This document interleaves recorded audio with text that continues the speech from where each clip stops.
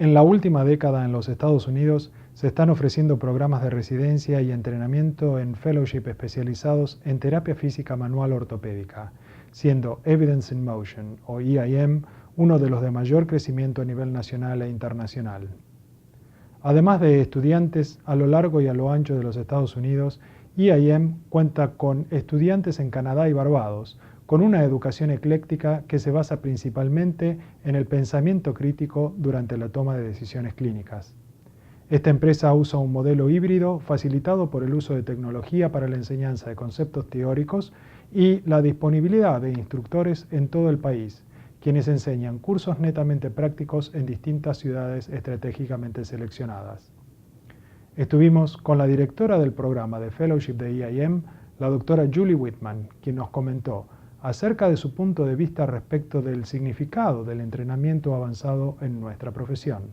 Escuchemos lo que tiene para decirnos. Training is really the highest formal training program that we have that's solidly clinically based. So clearly there's the track where a professional can go after their first professional or their entry-level training to become a physiotherapist. You could then carve into more of a research niche and go into advanced master's programs or doctorate of science programs, which are still kind of that blend between clinically based programs and research-based programs and then PhD programs. But the different route would be through this more clinical formal programs and clinical progression from first professional program or entry to practice program into a residency program, after residency training into fellowship. And so what the end result is it's really honing a person's skills in a clear niche area of clinical practice. Why do you think the residency and fellowship training became so popular in the last few years? I have some theories or some ideas on why this has actually happened. It's probably a bit of a perfect storm sort of situation. One, I believe, is that we're now graduating doctors of physical therapy.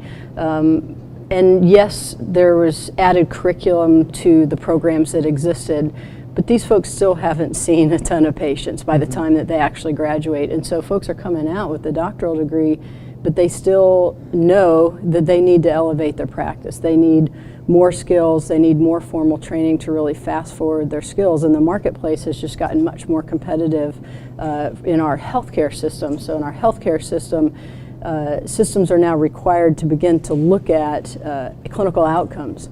And if you look at least from our data from our fellows in training and our residents in training, you look at their clinical outcomes through what we call the photo database. So it's a database that looks at clinical outcomes against others from across the I believe, globe currently, but at least across the U.S., our folks' clinical outcomes are definitely beating the norm, and our fellowship-trained folks are getting there faster. So that's a big positive if you can think of it from a healthcare system perspective, and you can have and hire folks that are achieving better outcomes faster.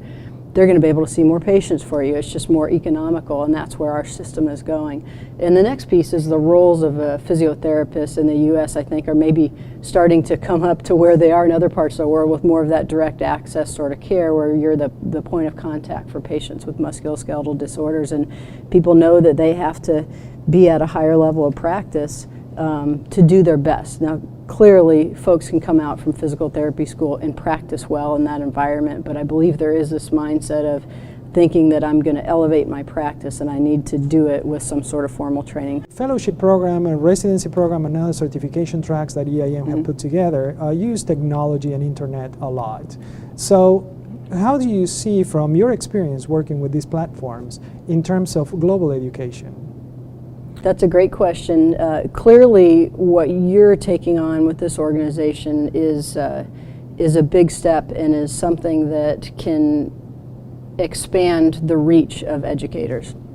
And it can expand the capabilities for the learner to learn from the experts in whichever area that particular topic or lecture is about. So I think that's just an incredible means to, the world is flat, and to get direct communication going between individuals. So not letting geography actually be a barrier anymore. And it's worked very well taking in folks into our formal programs with Evidence in Motion for post-professional DPT, certification programs, residency, and fellowship, everywhere where it makes sense. We can deliver information, we can videotape techniques and provide feedback. There's a lot that you can do. You can actually view live interaction. Clearly, the one thing you can't do is have that person's hands on you or stand with a therapist, feel, do some sort of test or assessment or treatment on a patient, have that therapist do it. So there's clearly a piece of mentoring that needs to be done in the flesh, but there's an awful lot that can actually be done through web meetings, through virtual software, video cameras, etc.